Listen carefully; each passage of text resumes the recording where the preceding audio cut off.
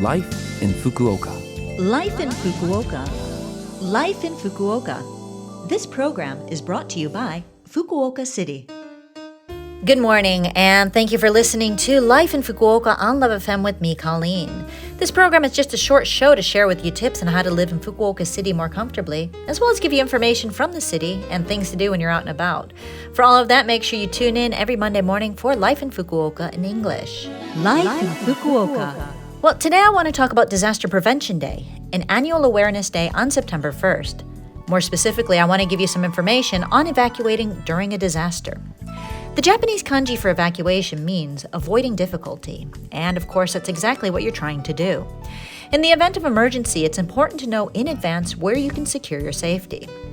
If heavy rain is forecasted, or if heavy rain actually occurs, or if other risks increase, you should evacuate to a place where you can be sure of safety. If you are in or near a dangerous area, you should be prepared to evacuate immediately, even if Fukuoka City has not issued an evacuation notice.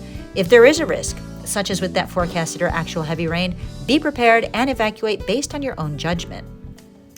Dangerous areas are areas where there is a risk of landslides or flooding, such as near mountains or rivers or in flood-prone areas. You can check the hazardous areas on the Fukuoka City Comprehensive Hazard Map on the Fukuoka City website. It'll show you useful information on evacuation sites, locations of city and ward offices, and hazardous areas in the event of a disaster, and give you information on things you should know in case of an earthquake, tsunami, typhoon, or flood. You don't have to only go to evacuation centers set up by the city, by the way. If it's safe to do so, you can also evacuate to the homes of relatives and acquaintances, hotels, or other evacuation sites. This kind of distributed evacuation is especially important now with COVID-19 infections a concern. Those who are in safe areas where there's no risk of landslides or flooding should stay in their homes and ensure their own safety. A safe place, though, does not mean that there have been no disasters in the past. If you feel even the slightest bit of danger in your surroundings, please move to another location. In addition to emergency supplies you may have already prepared, like water, food, cell phone chargers, medicine, and medicine notebooks, you should also prepare an emergency bag in advance that includes masks, disinfectant solution, thermometers, plastic gloves, and other items as a measure against the spread of infection. Life in Fukuoka. To continue, I have some information from Fukuoka City. In addition to Disaster Prevention Day in Fukuoka City, the week of the 1st to the 7th of September is Fukuoka City's Stockpiling Encouragement Week. Stockpiling refers to keeping a good supply of food and other necessities in your home. And through this one-week event, the city hopes to raise its citizens' awareness of disaster prevention, including the need to stockpile in both our homes and workplaces. So why do we need to stockpile?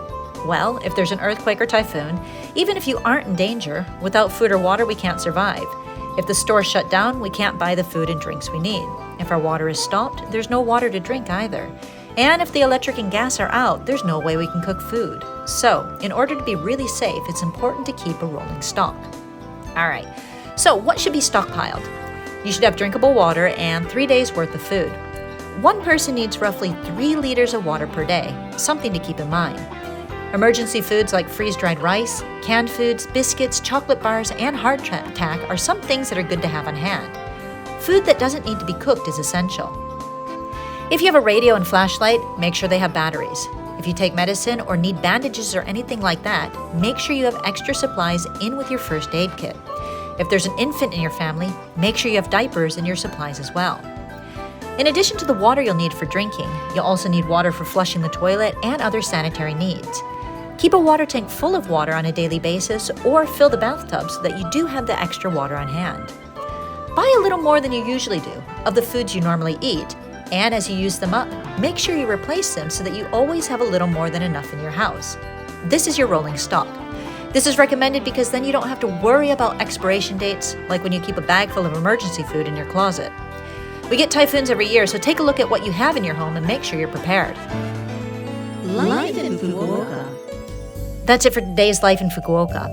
I hope today's information will prove useful as you prepare your rolling stock in your home. I try my best to keep my pantry full. I'm a big fan of ready-to-eat curry packs, and I recommend keeping a few on hand. Anyway, if you want to listen to this program again, you can as a podcast, and you can also see the contents of this program on the Love FM website. Just look for this program's page. Also, if you have a chance, send me an email. What do you have in your emergency kit?